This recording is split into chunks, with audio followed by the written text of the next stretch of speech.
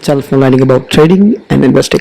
Welcome to Markets Next Week, the weekly stock market analysis show where we look at technical charts and then try to understand what exactly happened in the market in the previous week, and also plan for a better trading starting from tomorrow, Monday, July 14th, 2025. So let's deep dive into the charts first. This is a bird's eye view, the weekly charts, and left side of Nifty, and the right side you have the daily charts. So it shows the recovery within the trend line channel and the small pullbacks in the last 2 weeks. Similarly, on the short term charts, it shows a breakout from the parallel channel and then once again pulling back and falling towards that parallel channel itself since last few weeks. And Banknifty, on the other hand, has hit the top of the descending wedge on the weekly charts and then slightly retracing once again, and Banknifty on the daily charts are showing it has hit the top of the parallel channel and then reversing. That's brief. So what exactly happened? So it's a 1.23, that's 313 points of slight down that happened in the Nifty, and just a 0.5% of pullback in the case of Banknifty. And remember, it was 17.23% of correction that had happened recently, and then the recovery was on the way, and that's when a small pullback has happened. So it was 12.5% of correction only that has happened. Banknifty has hit the all-time high earlier, and Nifty was on the way when this pullback has happened. So let's move and see further the candlesticks. Look at that candlestick of last week, heavily bullish, wide range bullish candle is what you see here. But in the Banknifty, it's showing huge volatility, and it's almost like a hammer. Hammer at the very top of the channel does make sense, but this is the second week up from the top pullback, so it cannot be that much relevant. But rather, this is a bearish hammer with the wicks indicating the heavy volatility that happened in the Banknifty. And so the medium-term charts candlesticks are showing bearishness, definitely, even more in the case of Nifty. And the daily charts, look at the last 5 days, 1, 2, 3, 4, 5. So the first 3 days of the week, 3 days of the week was mostly a consolidation effort after the pullback of previous week. But at the end of the week, market decided to crack down. So Thursday and Friday had a huge pullback that happened. That's the story. More or less the same with Banknifty also.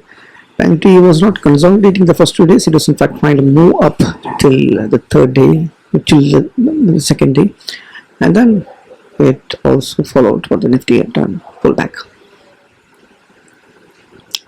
Both bands are showing consolidation because the bands, upper band and the lower band, seems to be contracting, and this shows that there is potential sideways movement. And the price is closed below the median, the 20 moving average of the Bollinger Band.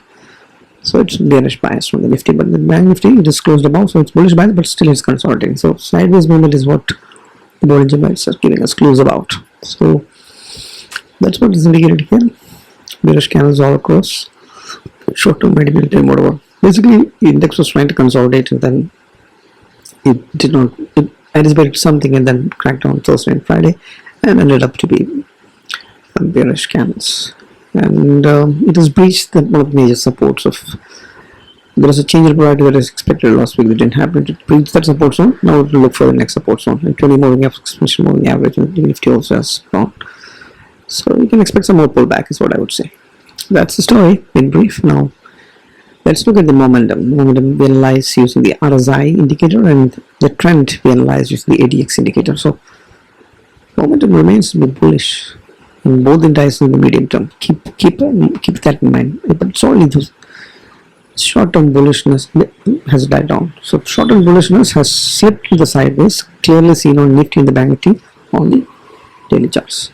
Right. So the momentum is more or less intact, you can see, in the medium term, but the momentum has turned to slip to sideways is the story.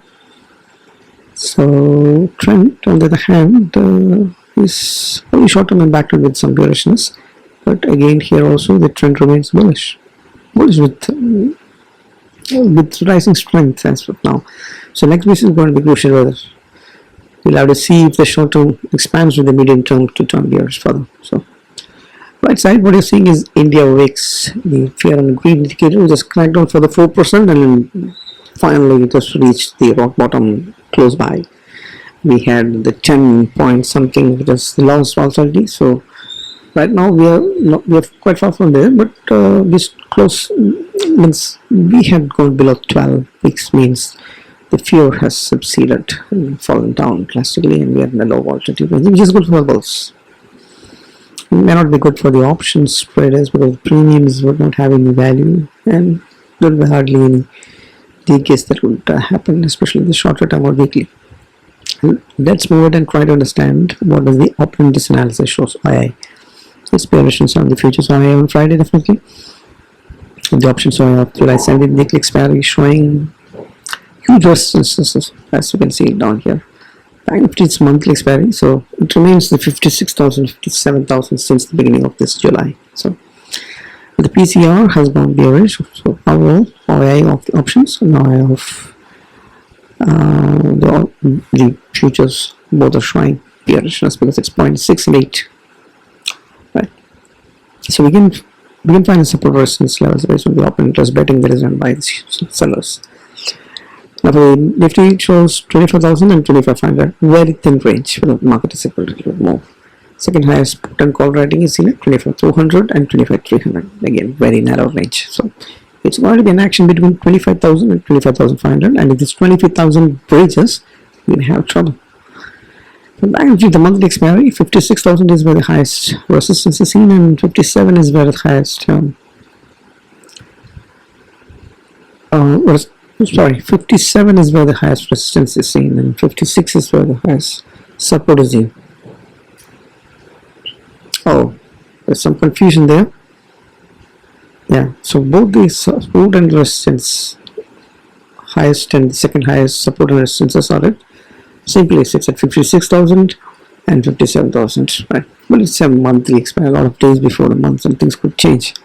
So you don't have to, only if you're taking the monthly options, you'll have to look at this. But the short-term level seems to be having a very narrow range. Now, what you see here about support resistance levels are based on the charts.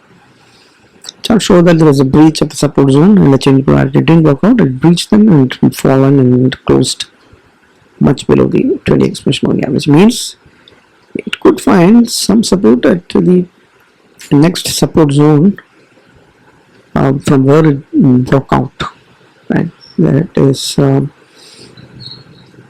is around 25,105, this zone. From here there is a bounce that's possible. That is also gone. Then you'll have to look at 50 demo. That would come in at not 100 demo actually. It's 24,473. But before that you have the 25,000. So 25,000 is going to be very good support. From where a bounce could happen. And if the 25,000 is breached, we may have trouble. Right? And further levels on the downside could be like this. It could go as low as 24,410, where the 200 exponential moving average is there. Now, versus on the upside, the first one is a gap. It remains small, the same as last week. 25,272 with 20 exponential moving average that breached. It has to be conquered back, so that's going to be trouble. Then you have 25,670. Then you have 25,739 where the gap is there. Then you have 25,850 where previous resistance is there. Then you have the 26,000 rounding number. That's all the resistance on the Nifty. And Banknifty similarly, the support is going to be 20 exponential moving average that comes with 56,730. That's breached. It may have to find the next support before we can say any bounce. So that's the previous single low that comes at 56,000. 56 is the major support. So this supports are coming at 56,731. The VMA, where it's hanging on, that is gone. There is a deep fall to 56,000. Then goes 50 demo, and then 55k, and then previous single lows at 54,467. Likewise it goes. Resistance, the first major resistance will be the all-time high that was made at 57,628. Before that, we have the 57,000 rounding number also to Congo. Right, so that's Banknifty story. Banknifty levels, make note of these levels, check back the same charts, and then find the levels in correlation with the betting on the options for the next weekly and monthly level. Okay, let's move on and try to understand what are the major sectorial indices looking like. So there is trouble seen there. IT has given up 3.8%. That's a big cut. It has happened. IT was recovering, but here comes a big blow. And IT was supposed to be a defensive sector for all those previous years, but that's no longer the story. IT already is struggling to move up. And here comes another blow because of the Trump tariffs, I believe. Metal also 2% down, auto 2% down, pharma is only 1% gone, and realty also 1% down. And the only sector that has gained last week was FMCG. So almost all of them are in the sideways momentum if you look at the major indices, and we have to wait for a long time before this catches up. We don't have a single one which is in bull zones as of now with respect to the moment. Look at 80, we're already struggling sideways. Again, metal also was trying to move, but met with resistance and then slipped back to sideways. Auto struggling, met with resistance before climbing to the bull zones and then hit resistance and fall back to sideways. And pharma also sideways, struggling there. Sideways resistance is what you can clearly see, but FMCG sideways just rising up. Rest is all sideways and slipping down is what you see. Now if you look at the heavyweight stocks that contribute maximum to the sectorial index, we can see that HDFC Bank is meeting with some resistance there, but no heavy bearish movements has happened last week, and the momentum is having a range shift, a bounce up, and continue to be bullish with respect to the momentum. Trend is also rising above the top. HDFC still strong. Lions Bank also is bullish momentum, although red candle is formed last week. HDFC Bank also red candle and slightly slipped into sideways. ICICI Bank falling into sideways after a few months now.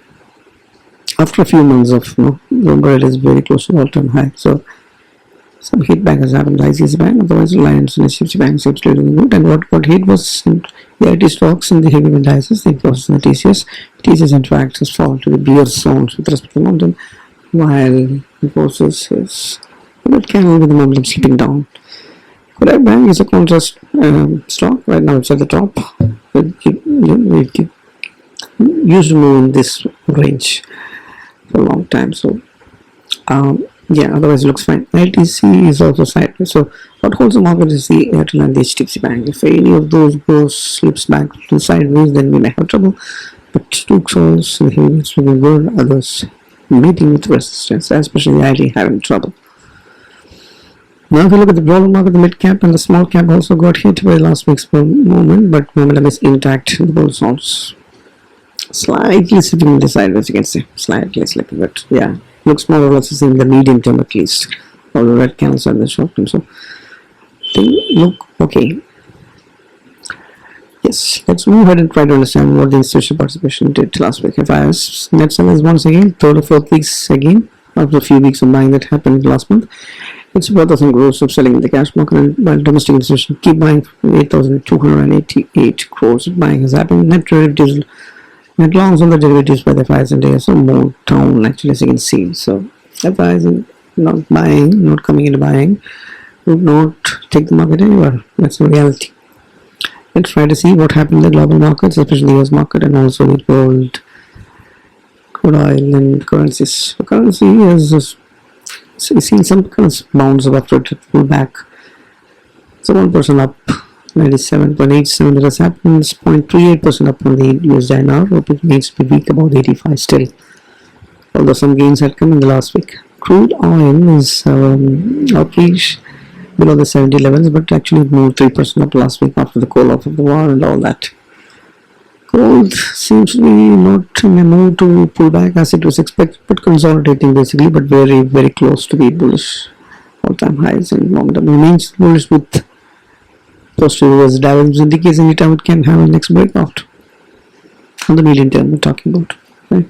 Now the US markets, if you see Dow Jones is red, Nasdaq is red, but S&P 500 is showing some green. All of them are maintaining the bullishness except the Dow Jones slightly slipped, but market you can say close flattish red for last week. So this market, some other market is showing flattish red mostly, except S&P 500 it's all down. Other two are down, major indices. Right? Now we have the analysis done with an action numbers that we're moving into. But there's a lot of recommendations, there are just education purpose. Make note of that. Risk is yours, money is yours, everything is yours. These are only for you to learn something from it. So picks for the next week is comments. One, flag breakout is positive, one is to RiskReward, momentum is good, volumes are good, and trend is good. IEX, a beaten back stock, is showing a cup pattern with our momentum good. Trend indicator is good, and volume also seems to be above the moving average. So if a breakout happens, it can give you a bonus to RiskReward definitely. So have tight stop losses though in both cases. Comments India and IEX, Indian Energy Exchange. It's kind of an exchange for the energy. Cummins is some engineering company, so this keeps moving up. You can see the patterns are like consolidate breakout. It is down. It is a bigger breakout and it's forming a flag. Consolidation is over. Now breakout would happen. So that's a good thing. And another action is FLU and the FNO weekly Nifty. It's a bad mannequin, not completely hedged. Two wings can be bought on the both side if you want, but that way it's not completely hedged. Basically, Batman is strategy where you sell the FARO teams and then inside hedge with FARO teams again. And gives a reasonable range and reasonable profit, and especially when the premiums are low. So we want the range to happen between 24,500 and 25,500. So if you need to get that, Batman's only strategy that can give on weekly, right? For just 4 days before the expiry. That's only way. So let's see bets accordingly. Very good range and profit. So let's wrap it up. So market is pulled back further for the second week after a big breakout kind of rally move. Had just started a couple of weeks back and last week, and this week we have trouble. So Nifty and Banknifty both are close to negative. Likewise, we've seen that, and it has lost the momentum in the trend that it had acquired during that previous sort of breakout, and but maintain the bullishness in the medium term, we can say. So, but FIS sadly has turned out to be sellers once again. And remember, we are in a very small correction recovery after a big rally of multiple years of 70%. Right? If we try to build, in order to get a market view, we need to bucket the different parameters in favor of the bulls or the bears. So right now, small things seems to be in favor of the bears. So let's see what is that. Trailing expansion moving average support. Nifty is lost. Banknifty is still there. Options for the options and options for futures are bearish. FIS and sellers. All major sector indices closed negative. US market is mostly red in both indices. Trend and momentum has fallen in the sideways from the bullishness of previous week, and both demands are showing sideways.